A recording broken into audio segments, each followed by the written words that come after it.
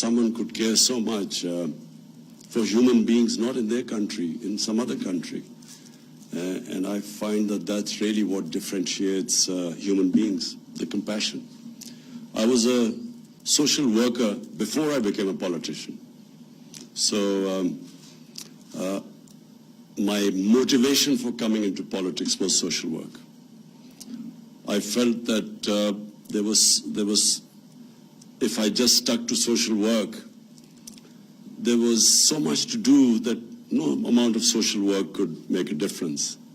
It's only if you came into government and built a welfare state, that's the only way you can really help the people in your country, the underprivileged people in your country. And hence I came into politics. I was inspired by our Prophet, peace be upon him, who set up the first welfare state in the history of mankind. It was the state he set up in Medina was based on principles of compassion and justice. And the state decided to take the responsibility of the weaker section of the society.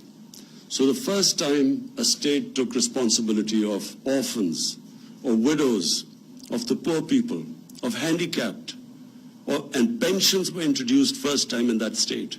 So for the old people. And so as a Muslim, we are told in the holy book by the Almighty, the divine book, that we have to follow the example of our Prophet, peace be upon him. And hence, my motivation for coming into politics, to build a welfare state in Pakistan. And so this program of Ehsaas, which basically means care and compassion, this program which you see, and which I must compliment Sania, because she has done really hard work, comprehensive, the way she has gone in fine details to set up these various initiatives under the heading of Ehsaas. And this, of course, financial inclusion is the core of the Ehsaas program, because unfortunately this trend in the world where the poor get poorer and the rich get richer, the poor countries get poorer and the richer countries get richer, the gap keeps increasing. I find that it is inhuman. I find it's inhuman that the statistics I read, I think it was one of the UN bodies which came up with these statistics, that 60-odd people own as much wealth as about 3 billion people on this earth. So there has to be something wrong with that system, which creates this inequality where people have such money which they will never be able to, if they lived 5 lifetimes, they would not be able to spend it. And yet on the other side, you have poverty. And I also feel that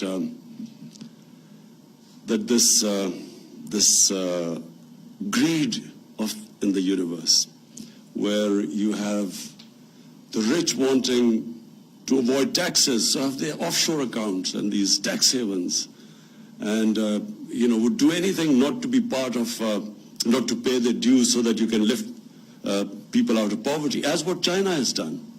What China has done is remarkable. I mean, they have taken out almost 700 million people out of poverty in 30 years. Never done in human history.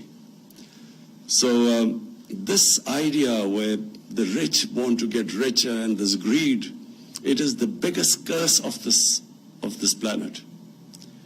All the problems which our Earth faces, global warming, this environmental degradation, all of them, the root cause is greed, where it's never enough.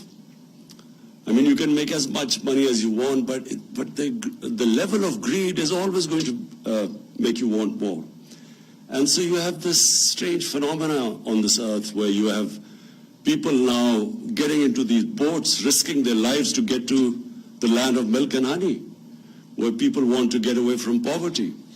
So I feel that, yes, in our country we will be trying our best, not because of votes, because it's my belief that you It's not a civilized society where you have such poverty, where sections of your society are deprived of their daily needs, and the rich just want more and more money and don't pay their taxes.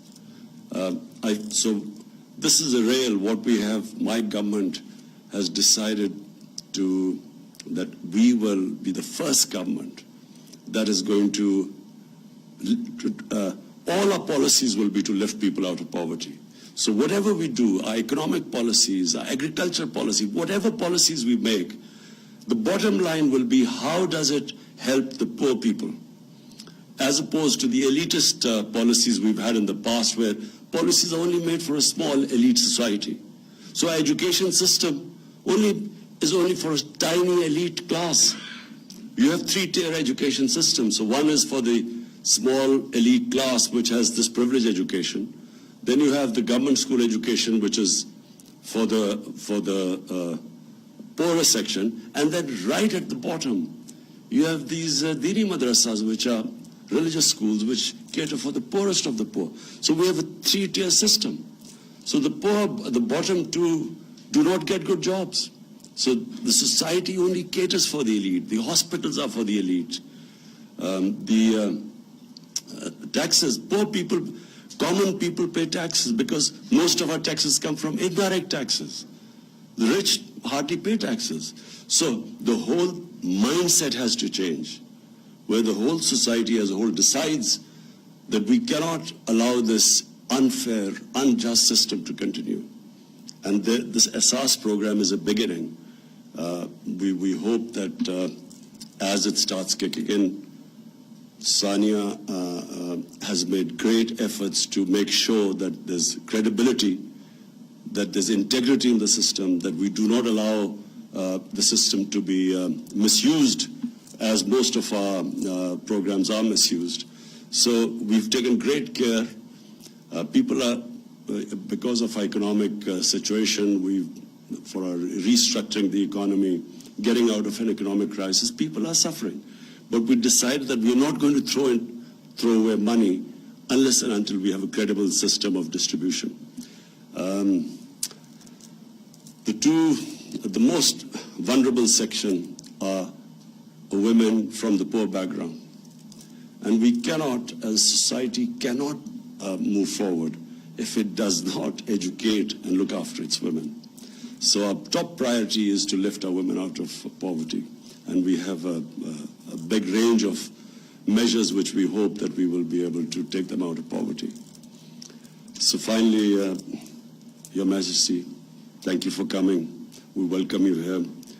We hope you will come back, and we value the concern you show for our country. Thank you.